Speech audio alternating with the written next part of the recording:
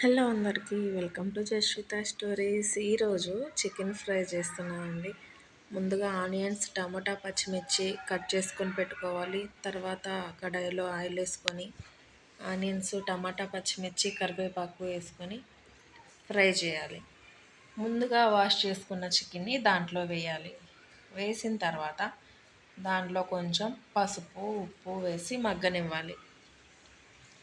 తర్వాత ఒక ప్లేట్లో ధనియాలు, వెల్లుల్లి, అల్లం, కొబ్బరి, చెక్క, లవంగాలు, జీలకర్ర అవన్నీ వేసుకొని ఫ్రై చేయాలి. ఫ్రై చేసుకున్న వాటిని మిక్సింగ్ బౌల్లో వేసుకొని మెత్తగా గ్రైండ్ చేసుకోవాలి.